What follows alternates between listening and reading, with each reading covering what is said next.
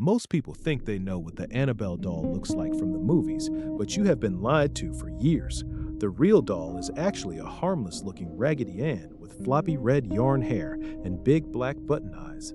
Back in 1970, this simple toy started a series of events so terrifying that it eventually ended up locked in a glass case with a permanent warning sign. Today, we are going back to the very beginning to see how a simple birthday gift turned into a living nightmare for two young women.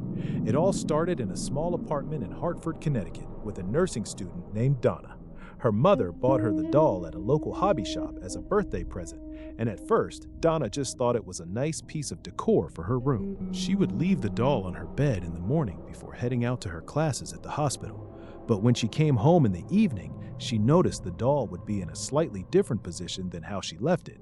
At first, it was just small things, like a leg being crossed or the doll tilting its head. Donna and her roommate, Angie, laughed it off, thinking they were just remembering it wrong, or that the bed was shifting.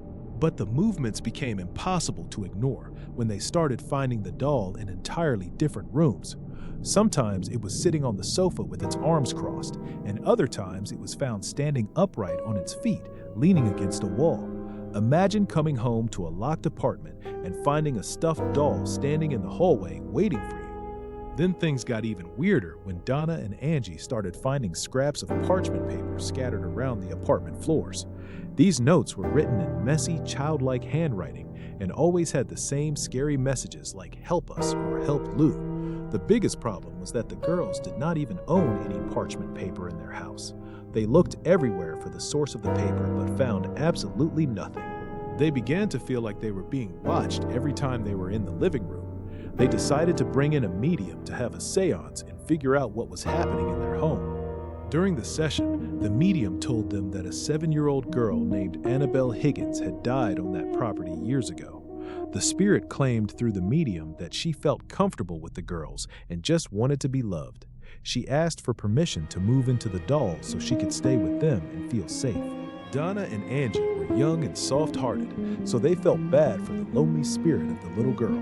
They gave the spirit permission to stay, which is arguably the biggest mistake anyone has ever made in a ghost story. Things turned dark almost immediately because that spirit was not a little girl at all. Their friend Lou was the first person to realize something was truly evil about the Raggedy Ann doll.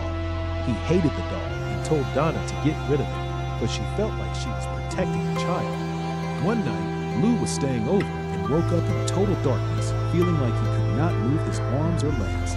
He looked down and saw the doll crawling up his leg and moving toward his throat to strangle him. He blacked out from the fear, and when he woke up the next morning, he was convinced the doll was dangerous.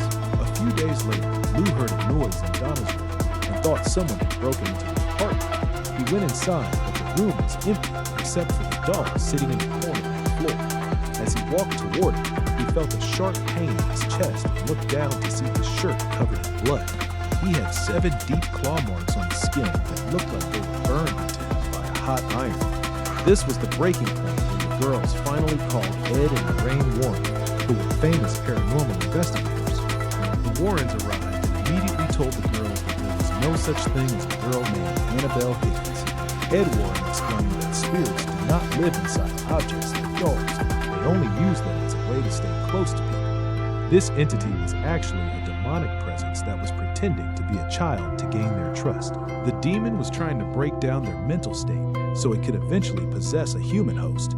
The doll was just a tool to get inside their heads and make them feel sorry for it. The Warrens had a priest come in to perform a blessing on the apartment to drive the energy away. They decided to take the doll home with them to keep it from hurting anyone else. The car ride home was a disaster because the brakes failed and the engine kept stalling at every turn. Ed had to pull over and throw holy water on the doll just to make it home in one piece. Today, the doll sits in a special wooden box that is blessed regularly by a priest to keep the energy trapped. There are stories of people who mocked the doll in the museum and died in freak accidents shortly after. It serves as a permanent reminder that some things might look cute and innocent on the outside, but carry a dark secret within.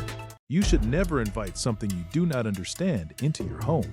If you want to see more stories about haunted objects, then click the video on your screen right now.